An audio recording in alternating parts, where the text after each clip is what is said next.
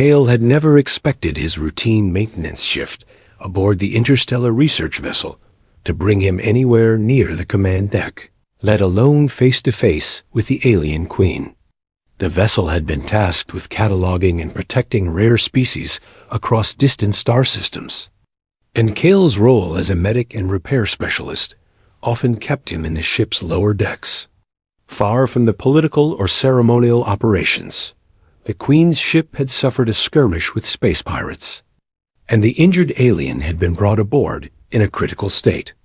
Her people were unlike any Kale had encountered, tall, elegant, with limbs that seemed both delicate and unbreakable, adorned in armor that glimmered faintly under the artificial lights of the medbay. The Queen herself had been unconscious when they carried her in, but even in stillness, Kale could feel the intensity of her presence. There was a quiet power in the way the ship seemed to bend slightly around her, as though the very air acknowledged her authority. Kale had been assigned to clean and disinfect her wounds, which were concentrated along her upper arm and shoulder. The task required precision and care, not only to prevent infection, but also to respect the rituals of her people. The medbay was quiet, filled only with the hum of the life support systems and the occasional soft beep of monitoring devices.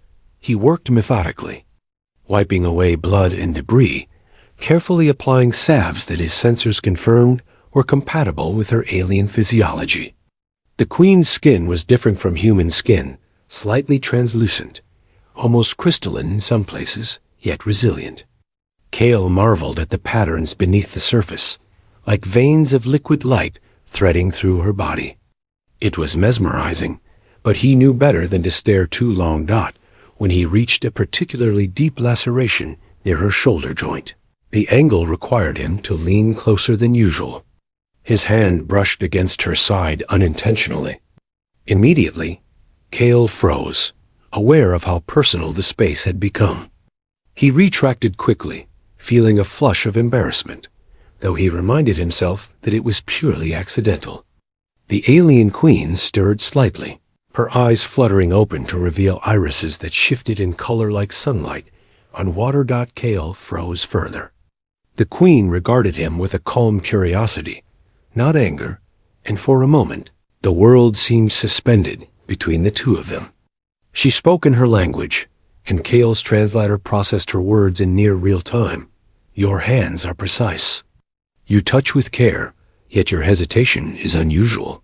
He swallowed and gestured to her wound. I am only cleaning the injury, my queen, he said, his voice steady despite the pounding of his heart. I mean no offense. The queen's gaze softened, though it carried the weight of centuries. Intentions are clear, yet accidents are revealing, she said, her voice low and musical. Kale could feel the vibrations more than hear them, a sensation that seemed to echo in his chest. It was not threatening, but deeply intimate in a way humans rarely experience. As he continued his work, he maintained a careful distance, but the queen shifted slightly, allowing him access to the rest of the wound. Each movement of her body was fluid, almost feline in its elegance, and Kale realized that she trusted him despite the initial slip. His focus intensified, ensuring every bandage was perfectly placed, every antiseptic applied with care. Hours passed, though it felt like minutes. Kale had developed a rhythm, a silent communication with the queen through touch and attention. By the time he finished, the injury was stabilized, and the queen was able to sit upright with assistance. She observed him quietly, and Kale felt a strange sense of relief mixed with awe. He had performed this duty without causing further harm, and somehow, the queen seemed to recognize the sincerity behind his every action. Humans are fragile, she said after a pause, her voice almost a whisper. Yet your species has precision and courage that few of mine possess. Kale felt a mix of pride and humility.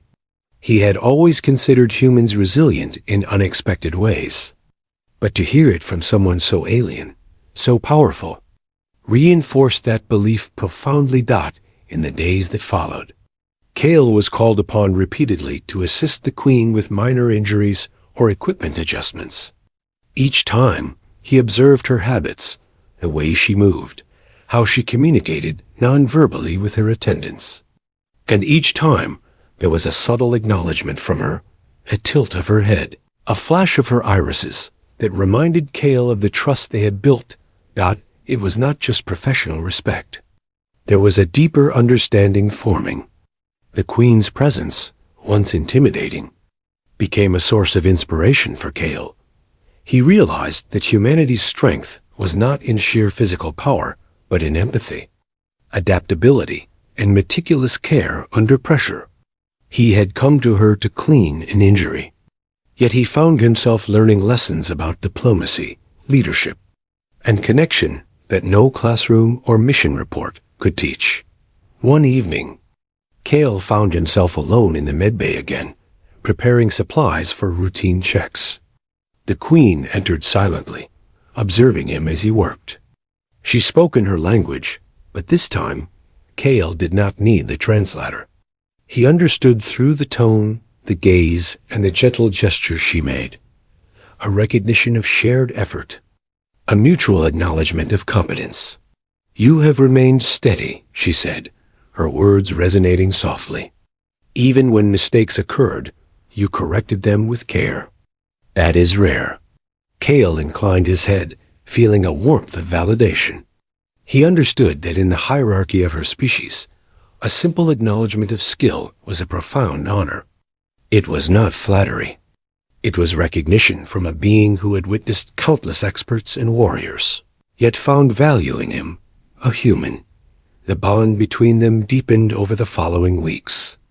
Kale continued to attend to her needs, often finding himself in moments of silent observation, learning from her reactions, her decisions, the subtle ways she commanded her attendants. It was a silent mentorship, yet entirely reciprocal. The Queen's respect for his care and attention to detail encouraged him to approach his work with even greater precision and empathy. One day, as Kale applied a new salve to a healing scar, he noticed the Queen watching him with a small, almost imperceptible smile. "You are more than a caretaker," she said. "You see beyond the surface, into the essence of what needs protection. That is rare, human." Kale felt a swell of pride, tempered with humility. He realized then that the moment his hand had slipped during the initial cleaning had not defined him. Instead, it had become the starting point of an extraordinary relationship based on trust, skill, and shared purpose. In the end, Kale's encounter with the alien Queen was a testament to the human ability to adapt, to understand, and to act with care even in alien circumstances. It was a reminder that strength was not measured solely in power or combat prowess, but in precision, empathy, and the courage to act rightly when it mattered most. As the ship continued its voyage through uncharted systems, Kale found himself not only a medic and technician, but also a silent witness to the leadership of one of the galaxy's most formidable beings. And though his hand had slipped once, he had proven that the human heart and mind were capable of far more than anyone, including the alien Queen herself, might have imagined.